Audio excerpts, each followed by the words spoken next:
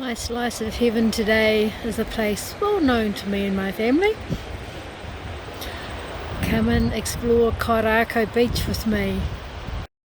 Before we get into the good stuff, just want to remind you that if you like the channel, please make sure you subscribe and turn on your notifications. Thank you.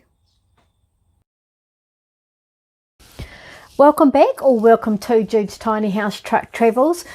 I want to take you to a very special place for me, Karako Beach, and I'm going to do it a little bit differently this time because there was so much that I wanted to tell you guys that I've decided to break the video up into two parts, which I don't do very often.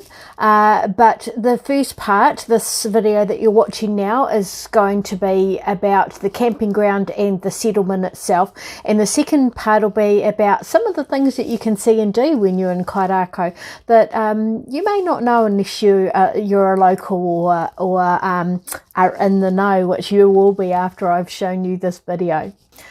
I'm going to start off with a little bit of me up the top of a big hill. And while I was trying to get my breath back, I videoed a segment about why this beach means so much to me. So enough said, off we go and have a look at Karako Beach. I'm sure you'll love it. When I first started camping, this was where I came.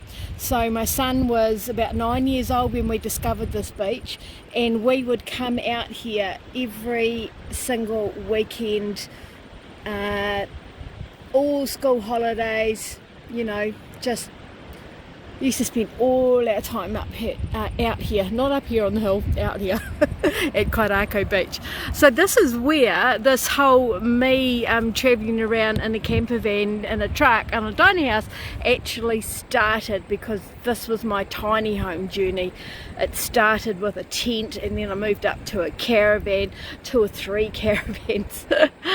But this when we left this beach, I moved into my first camper van, and I thought that was a beautiful beach I stayed at for 10 years.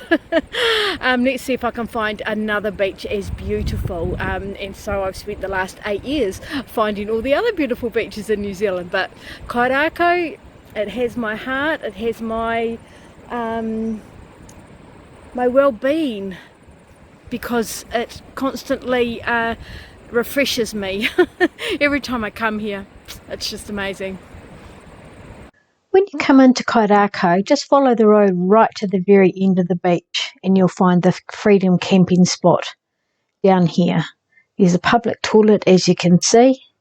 That's the road back into the community. They park in there,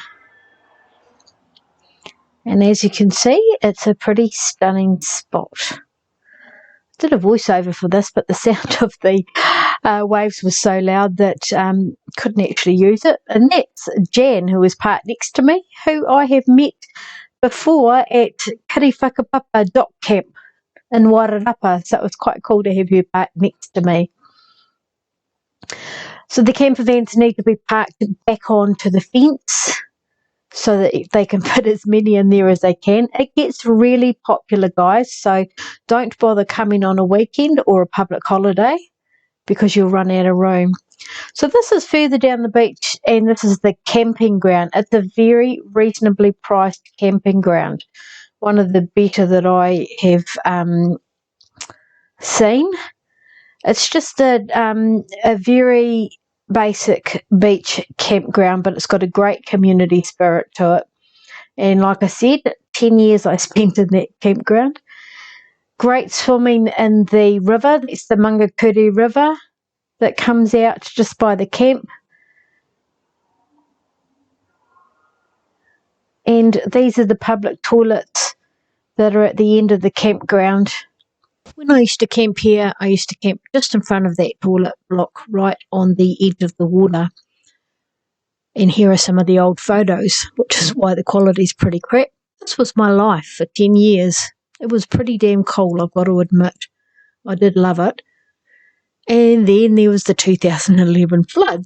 So my caravan was in front of that toilet block that you can see that's now in the river. The river came down and took out the whole side of the camp that goes onto the river, left a hell of a lot of mud around, 3 slips on the road in, so it was about 3 days before we could actually get out. But one of the good things that came out of it was a new toilet block and some of these really quirky mosaics all over the place made by a lady called Barbara Riak. The hopscotch, which is on the beachfront, and this amazing chair. Really love the quirkiness that all of the mosaics give to the community.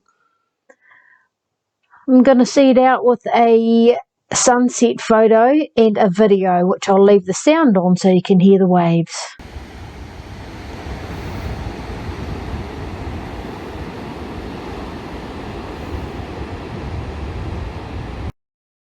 That's it for this week, folks. Don't forget to come and watch part 2 so you can get a local insider knowledge of things to do around Karako Beach.